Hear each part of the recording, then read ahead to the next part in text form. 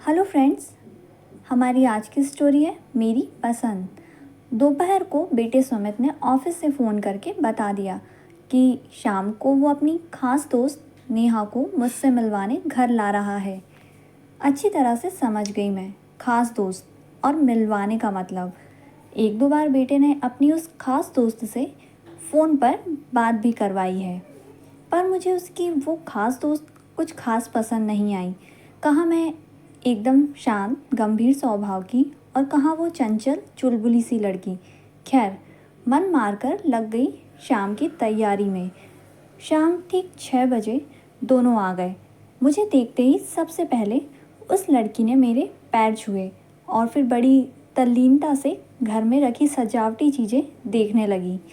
सामने लगे शोकेस में रखे लकड़ी के मोर पर नज़र पड़ते ही उछल पड़ी और बोली, ओह वाओ, सेम ऐसा पिकॉक तो मेरे घर में भी है। हमारी पसंद कितनी मिलती है ना आंटी। मैं ही लाई थी। आपने कहाँ से लिया? कितने का लिया? एक सांस में बोलती चली जा रही थी। अब भला ये भी कोई पूछने वाली बात होती है? मैंने बेटे की और घूर कर देखा। वो भी समझ गया। उसने नेहा को आंखों से ही चुप होने का इशारा किया।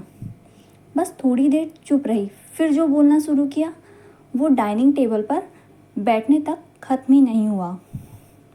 अब तो मैंने उस लड़की की बातों पर गौर करना ही बंद कर दिया और आदतन हमेशा की तरह बेटे को पहला निवाला अपने हाथ से खिलाने लगी।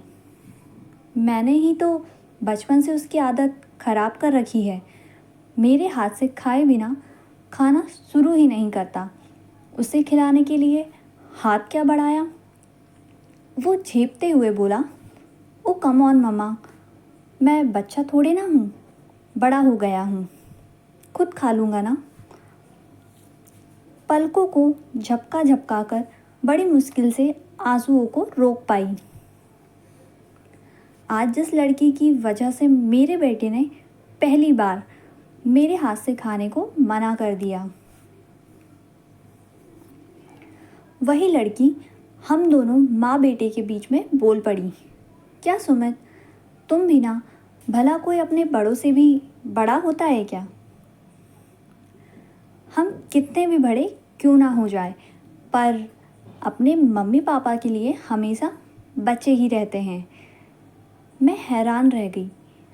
अल्हड़ मस्त मौला बिंदास सी ये लड़की इतनी गहरी बात बोल गई। बेटे ने सॉरी बोलते हुए मेरे हाथ पर अपना हाथ रख दिया। आंटी, आप मुझे खिलाइए, और झट से मेरे हाथ का वो निवाला चट कर गई।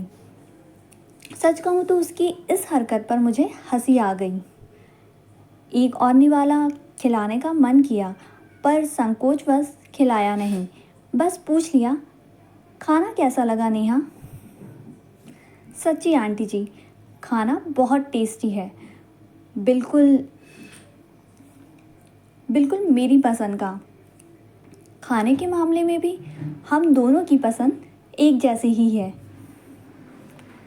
सिर्फ पसंदें ही नहीं, हम दोनों की सोच भी एक जैसी ही है, और मेरी जैसी सोच वाली ये लड़की मुझे बहुत पसंद है।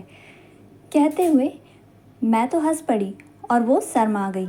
तो फ्रेंड्स, यही थी आज की स्टोरी। अगर आपको पसंद आई हो तो प्लीज़ मेरे चैनल को सब्सक्राइब करें।